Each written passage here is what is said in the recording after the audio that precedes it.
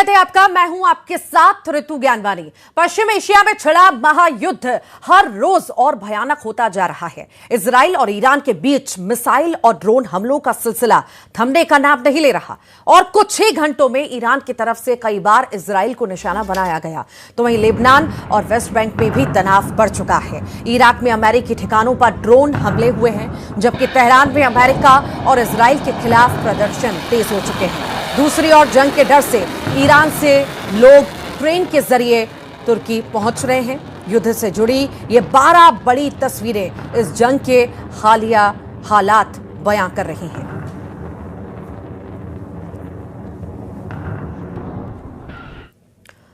Straight of Hormuz की जंग के लिए ट्रंप ने 7 देशों से मदद मांगी है। जापान और ऑस्ट्रेलिया ने तो अपने जंगी जहाज भेजने से इनकार कर दिया है। नाटो ने तो सीधे शर्त रख दी और बोला है कि पहले बताओ कि अब तक की जंग में हासिल आखिर क्या किया गया।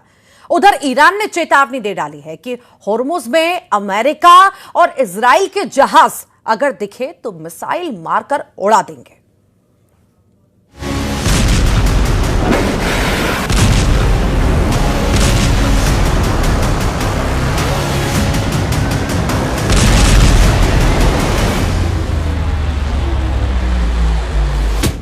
नेतन्याहू का वॉर अनलिमिटेड, जंग बंद करने को तैयार ट्रंप। जंग के 2 हफ्ते बाद ही ट्रंप का बयान आया, कहा जंग जल्दी खत्म हो जाएगी। ईरान में टारगेट के लिए कुछ नहीं बचा है।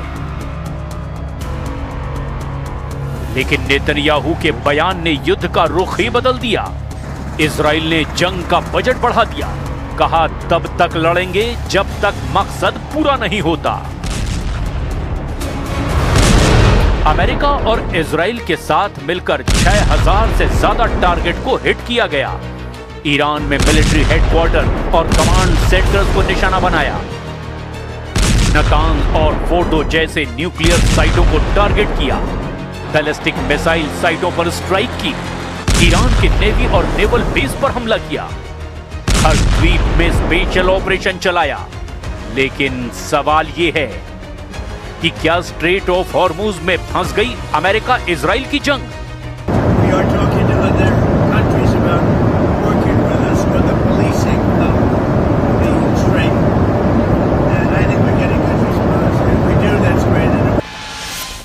हॉर्मुज स्ट्रेट गल्फ में तेल का वो गलियारा जिससे एशिया के 2 बड़े देश चीन और भारत के साथ ही यूरोप के देशों को भी तेल की जरूरतें पूरी होती है। इस गलियारे में सबसे भीषण जंग छिड़ी हुई है। ये दुनिया का सबसे क्रिटिकल चोक पॉइंट है।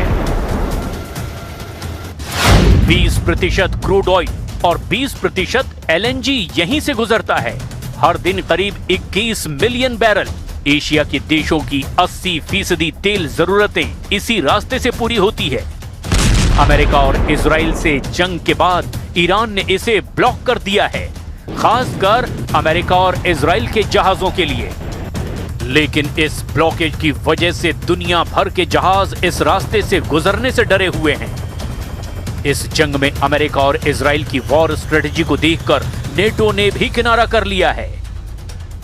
Ich sehe auch gar nicht, dass die NATO irgendeinen Beschluss gefasst hätte in diese Richtung oder zuständig werden könnte für die Straße von Hormuz. Wenn das der Fall sein sollte, dann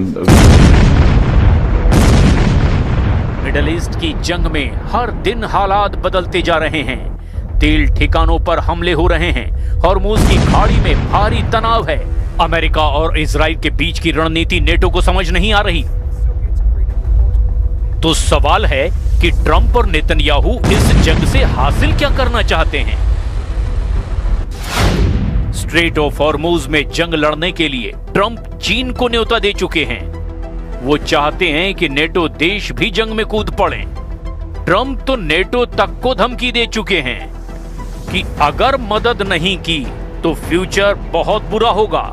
लेकिन Trump की इन कोशिशों के बाद भी कोई कामयाबी हाथ नहीं लगी है।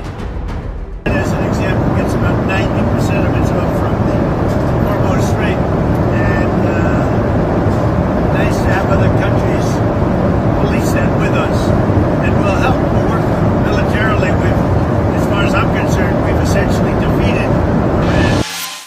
तो फिर सवाल है कि अगर जंग में ट्रंप को नेटो देशों से मदद नहीं मिली तो क्या वो स्पेशल ऑपरेशन चलाएंगे?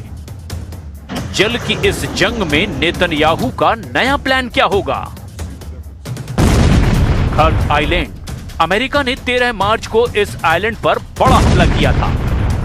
अमेरिकी सेंट्रल कमांड ने 90 से ज्यादा मिलिट्री टारगेट को उड़ा दिया। दावा किया कि उसके हमले में mine storage, missile storage, air defence system, radar सब कुछ तबाह हो गया। कर्ग आइलैंड, ईरान का ऑयल का दिल। 90% क्रूड ऑयल इसी जगह से एक्सपोर्ट होता है। जंग से पहले ईरान यहां से 1.55 मिलियन बैरल तेल एक्सपोर्ट करता है। यहां मौजूद लोडिंग टर्मिनल 7 मिलियन बैरल प्रतिदिन तक हैंडल कर सकते हैं। 8 से 10 सुपर टैंकर एक साथ डॉक कर सकते हैं। स्टोरेज टैंक्स में 30 से 34 मिलियन बैरल तक क्रूड स्टोर होता है और अभी भी 18 मिलियन बैरल स्टॉक है। ट्रंप ने इस टारगेट पर तबाही मचाई, लेकिन ऑयल इंफ्रास्ट्रक्चर अभी भी बचा हुआ है। लेकिन कर्ग द्वीप डाउन हुआ तो ग्लोबल ऑयल मार्केट में भयंकर हलचल मच गई।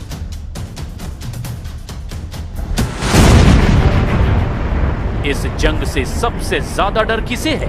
सिर्फ ईरान को नहीं, सिर्फ इजराइल को नहीं, बल्कि पूरी दुनिया को। क्योंकि अगर कर्ग द्वीप बंद हुआ या हॉर्मोज की खाड़ी पूरी तरह ब्लॉक हुई तो दुनिया में तेल की सप्लाई हिल जाएगी और तेल की कीमतें इतिहास का सबसे बड़ा उछाल देख सकती हैं। Ich sehe auch gar nicht, dass die NATO irgendeinen Beschluss gefasst hätte in diese Richtung oder zuständig werden könnte für die Straße von Hormuz, wenn das der NATO के पीछे हटने की वजह क्या है?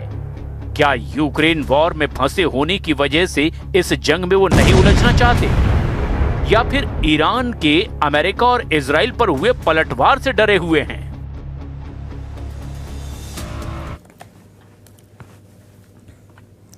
महायुद्ध के 17वें दिन पूरी दुनिया हैरान रह गई कि आखिर हजारों टन बारूद बरसाने के बाद भी ईरान की ताकत कम आखिर क्यों नहीं हुई।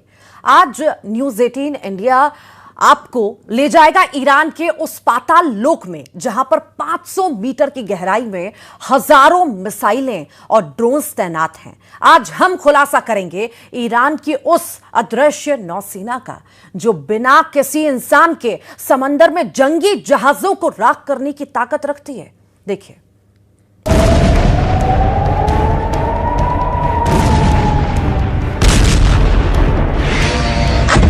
इस वीडियो को देखकर ट्रंप की नींद उड़ने वाली है। ड्रोन के जखीरे को देखकर नेतन्याहू का बीपी बढ़ सकता है।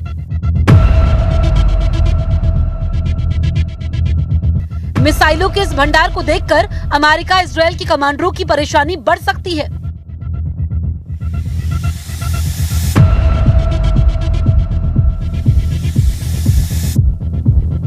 ईरान के इस्लामिक रेवोल्यूशनरी गार्ड कॉर्प्स के इस वीडियो से अमेरिका और इजराइल में हड़कंप मचा है।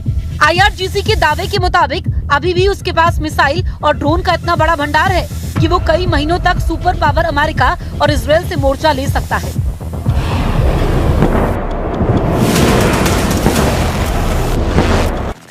ईरान की IRGC ने इस वीडियो में अपनी ताकत दिखाते हुए दावा किया कि जंग में इस समय ईरान जिन मिसाइलों का इस्तेमाल कर रहा है उनका निर्माण करीब 1 दशक पहले किया गया था और जो एडवांस और नए मॉडल की मिसाइलें ईरान ने हाल ही में तैयार की हैं, उन्हें अभी तक तैनात नहीं किया गया है।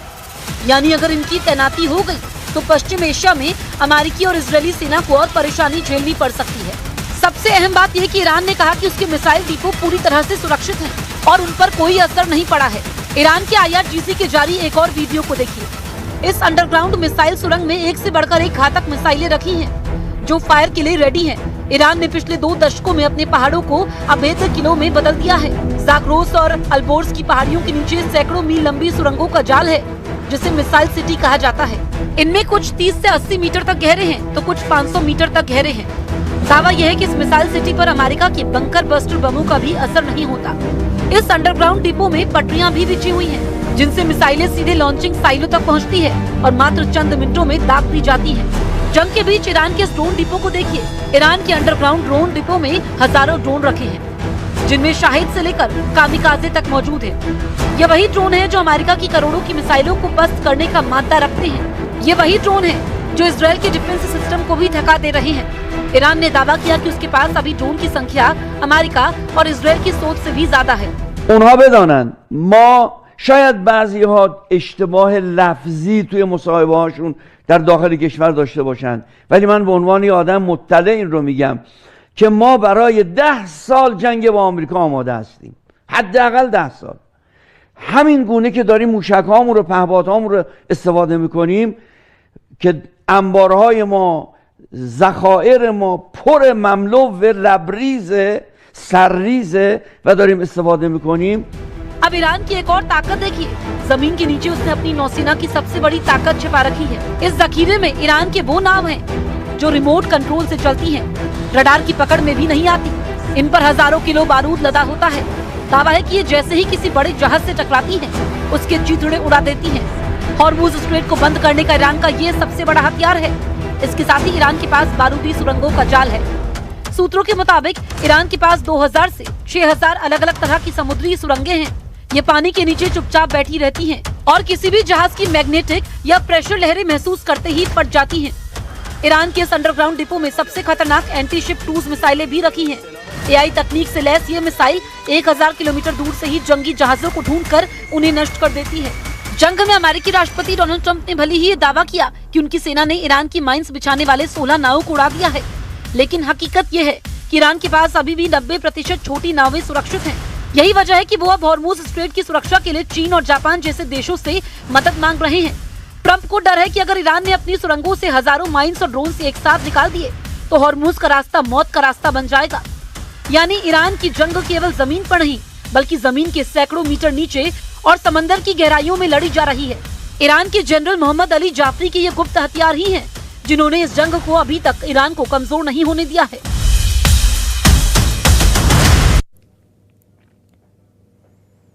ईरान रत्ती भर ना तो हार मानने को तैयार है और ना ही झुकने को तैयार है। ईरान ने 2 हफ्ते बाद भी अब इजराइल पर ऐसा हमला किया जिसने कई इलाकों को जहन्नुम जैसा बना दिया।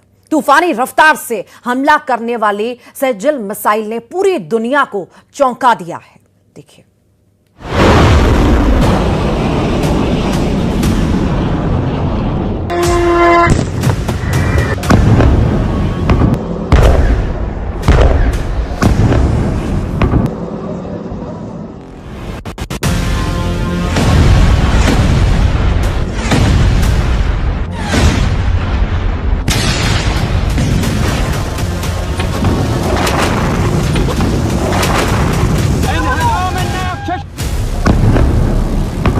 ईरानी ब्रह्मास्त्र ने मचाई तबाही, इजराइल ने देखी नाचती मौत।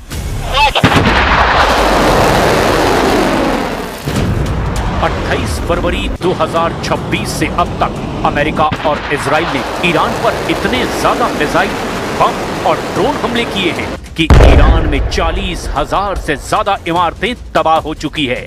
करीब 4 लाख लोग ईरान छोड़कर आसपास के देशों में भाग गए हैं। हैरानी की बात तो ये है कि ईरान के करीब 5000 सैनिक, कमांडर और टॉप अधिकारी मारे जा चुके हैं। हम आपको दिखाने जा रहे हैं कि इतने प्रचंड हमले और नुकसान झेलने के बावजूद ईरान पूरी ताकत से इजराइल से लेकर खाड़ी देशों तक पर लगातार हमले कर रहा है। साथ ही हम आपको ये भी दिखाने जा रहे हैं कि ईरान के तूफानी हमलों और जंग की जिद ने कैसे ट्रंप के तेवरों को ढीला कर दिया है। हम आपको ये भी दिखाने जा रहे हैं कि खून की आखिरी बूंद तक जंग करने पर आमादा ईरान को लेकर कैसे ट्रंप और नेतन्याहू के बीच अब जबरदस्त टकराव बढ़ता जा रहा है। हैरानी की बात तो ये है कि सैकड़ों मिसाइल लॉन्चर और मिसाइल अड्डे तबाह होने के बाद भी ईरान ने अपनी सबसे आधुनिक सेजिल बैलिस्टिक मिसाइलों से इजराइल को दहलाना शुरू कर दिया है। या यूं कहें कि ईरानी ब्रह्मास्त्र बैलिस्टिक मिसाइल सेजिल इजराइल के ऊपर ऐसी नाचती मौत साबित हो रही है जिसने तेल अवीव, यरूशलेम और हाइफा में हाहाकार मचा दिया है। यानी इस बार पलटवार में घटनाक्रम तेजी से बदल रहा है। लेकिन हम शुरुआत करते हैं ईरान की उस नागिन मिसाइल से जो अपना फन लहराते हुए इजराइल से लेकर दुबई तक अपने दुश्मनों को डस रही है।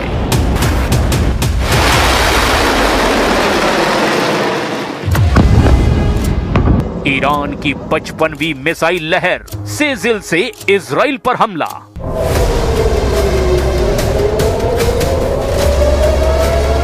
ये आज का इजराइल है, जहां रात हो या फिर दिन हमेशा सायरन बजते रहते हैं और धमाके होते रहते हैं। ये आज का वो इजराइल है जिसके पास दुनिया के सबसे बेहतरीन एयर डिफेंस है, लेकिन उसके बावजूद ईरानी मिसाइलें इजरायली एयर डिफेंस सिस्टम को चकमा देते हुए भारी तबाही मचा रही हैं। ईरान की बैलिस्टिक, क्रूज और हाइपरसोनिक मिसाइलों के हमले से पूरे इजराइल में कोहराम मचा हुआ है। पिछले 24 घंटे में ईरान ने इजराइल पर अपनी सबसे घातक सेजिल मिसाइल से जो हमले किए हैं, उससे साफ हो गया है कि इजराइल के एयर डिफेंस सिस्टम सेजिल के सामने फेल साबित हो रहे हैं। देखिए क्यों और कैसे।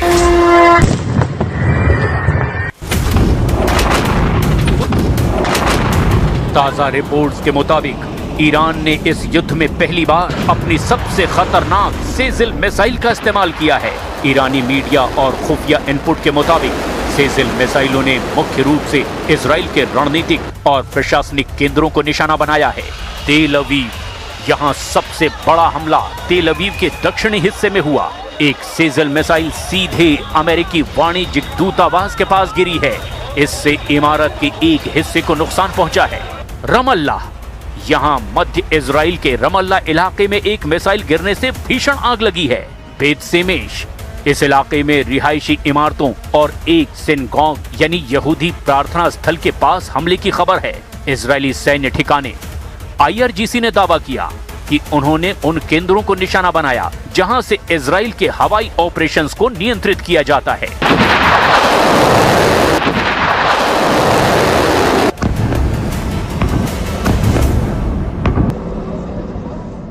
इस वक्त सायरन फिर से बज गई है। रात के दौरान भी बार बार सायरन बज रही थी। आप देख सकते हैं भाग रहे हैं लोग शेल्टर की ओर। ये आप देख सकते हैं यहाँ पे लोग दौड़ रहे हैं शेल्टर के लिए। ये देख सकते हैं भागम भाग शुरू हो गया और लोग दौड़ रहे हैं शेल्टर में। बार बार लोगों को शेल्टर में जाना पड़ता है। ये एक्सक्लूसिव विजुअल्स आप इस वक्त के देख सकते हैं न्यूज़ 18 इंडिया पे। ये देख सकते हैं आप कि किस तरीके से यहाँ पे इंटरसेप्ट किया गया मिसाइल्स को, और ये छाप है मिसाइल्स का दूर से दिख रहा है।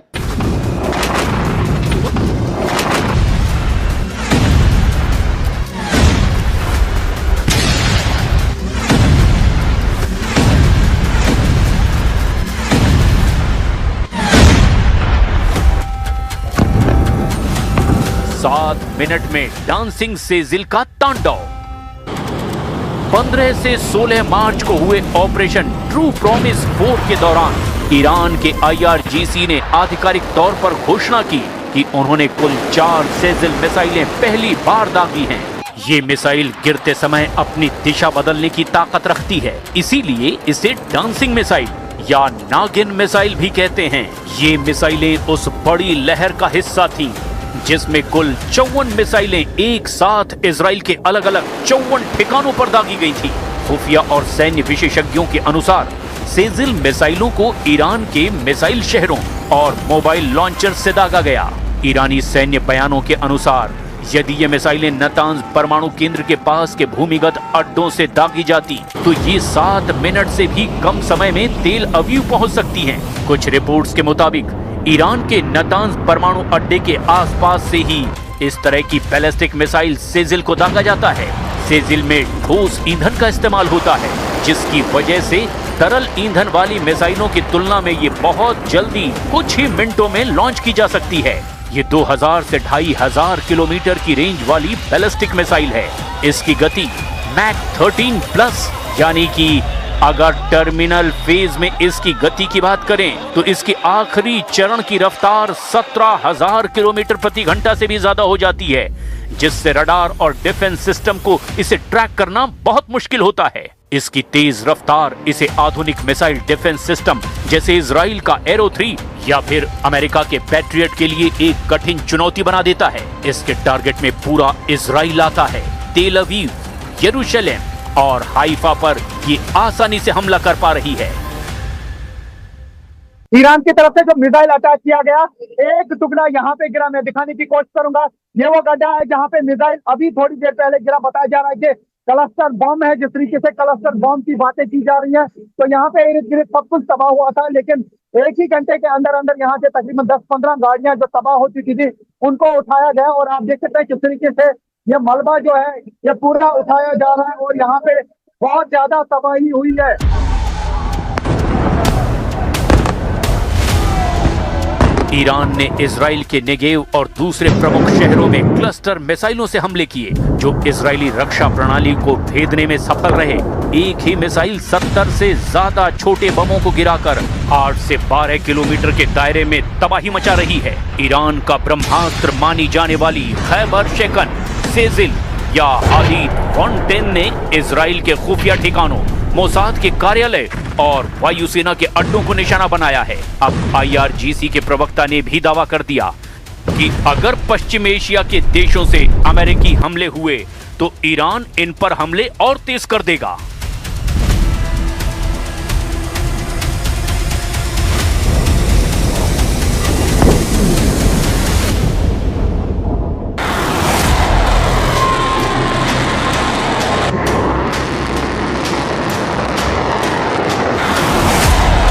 इजराइल ने ईरानी हमलों का जवाब देने के लिए हमले बेहद तेज कर दिए हैं।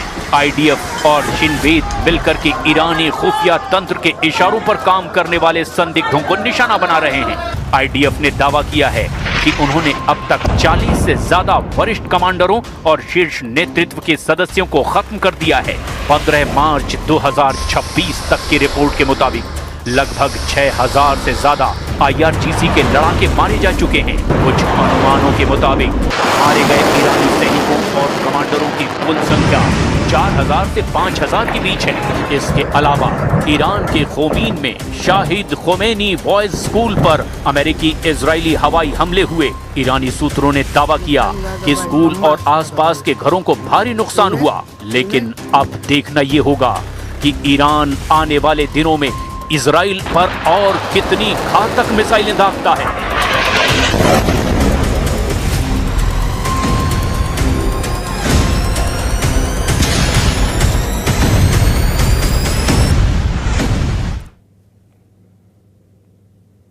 ईरान ने खाड़ी देशों से कह दिया है कि अब उन्हें अमेरिका या फिर ईरान दोनों में से एक को चुनना होगा, और बेहतर यह होगा कि वो ईरान को चुने, क्योंकि खाड़ी से अमेरिका का खेल खत्म हो चुका है। ऐसे में अमेरिका का सबसे बड़ा कैरियर बैटल ग्रुप सऊदी अरब के करीब पहुंच गया है, और ईरान की वार्निंग है कि जिसने भी कैरियर की मदद की उस पर सेजिल मिसाइल से हमला किया जाएगा।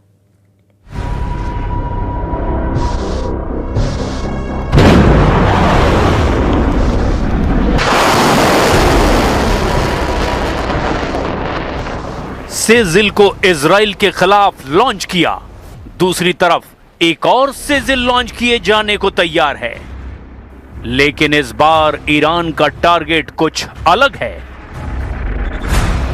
सेजिल से पहले इजराइल पर वार किया, अब इसका टारगेट बन सकता है सऊदी अरब, क्योंकि ईरान ने अमेरिका को लेकर सऊदी अरब के खिलाफ बहुत बड़ी वार्निंग जारी कर दी है। वार्निंग इस अमेरिकी बैटल ग्रुप को लेकर जो इस वक्त सऊदी अरब के पश्चिमी तट पर यानी लाल सागर में जद्दा पोर्ट के करीब है, और इस अमेरिकी जंगी बेड़े को लेकर ईरान की चेतावनी से मोहम्मद बिन सलमान की बेचैनी 10 गुना बढ़ चुकी है। IRGC यानी रिवोल्यूशनरी गार्ड्स ने कहा कि अमेरिका के aircraft carrier USS Gerald Ford की मदद करने वाला हर अड्डा ईरान के टारगेट पर होगा। USS जेराल्ड फोर्ड इस वक्त सऊदी अरब के शहर जिद्दा के आसपास लाल सागर में मौजूद है। ये लाल सागर का रास्ता है जो भूमध्य सागर को हिंद महासागर से जोड़ता है। यमन के बाब अल मंदब का गलियारा भी देख लीजिए, जो पश्चिम एशिया का दूसरा बड़ा चोकिंग पॉइंट है। हॉर्मुज की तरह यहां भी अमेरिका और इजरायली जहाजों को खतरा है। चीन से आई एक सैटेलाइट रिपोर्ट बताती है कि अमेरिका का फोर्ड कैरियर अभी सऊदी अरब के तट से 100 किलोमीटर दूर है, लेकिन नेवी के लिए यह फासला ज्यादा नहीं होता। उसे जेद्दा पोर्ट से मदद तो मिल ही सकती है। कुल मिलाकर ईरान पर हमले के लिए अमेरिका के 2 एयरक्राफ्ट कैरियर तैनात हैं। एक है हिंद महासागर में यूएसएस अब्राहम लिंकन यानी CVN-72, दूसरा है भूमध्य सागर से होकर लाल सागर में पहुंचा USS जेराल्ड फोर्ड यानी CVN-78।